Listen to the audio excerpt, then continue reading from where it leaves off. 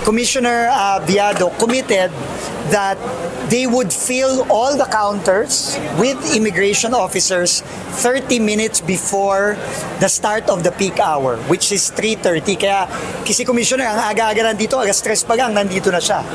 No, just to make sure na puno lahat yung counters natin bago pa mag-umpisa ang peak. And ito yung resulta. Makikita nyo, halos walang pila.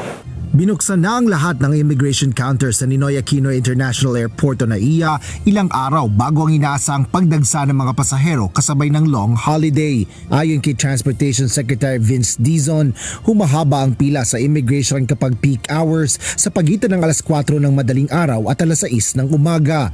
Sa isang video mula sa Department of Transportation, makikita ang mahabang pila ng mga pasahero sa immigration area hindi pa man sumasapit ang holiday. Aminado naman si Immigration Commissioner Joel Viado sa problemang ito sa paliparan.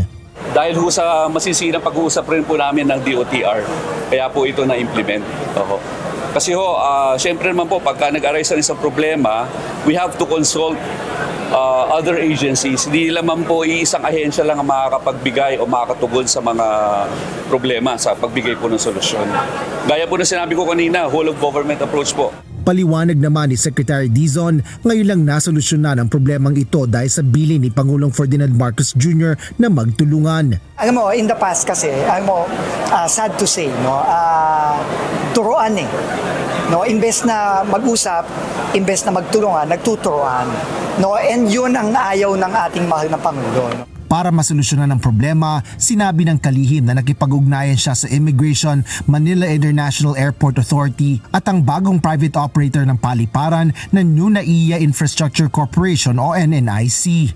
Makakaasa po mga kababayan natin na itong cooperation na to, tuloy-tuloy ito, para hindi kang pang Holy Week to, talagang araw-araw ng ganito. No? And we will even continue to improve this. Tiniyak din ni Dizon na handa na ang NAIA para sa bulto ng mga pasahero sa mga susunod na araw kasabay ng mahabang bakasyon. Handang-handa na, kitang-kita naman natin no, yung improvements na ginawa ng NNIC with MIA. Sa taya ng Department of Transportation, inaasahan ang pagdagsa ng mga pasahero dito sa NAIA simula bukas hanggang sa Huwebes. Asher Cadapan Jr., UNTV News and Rescue. Diyos ang aming sandigan, serbisyo publiko ang aming pinahahalagahan.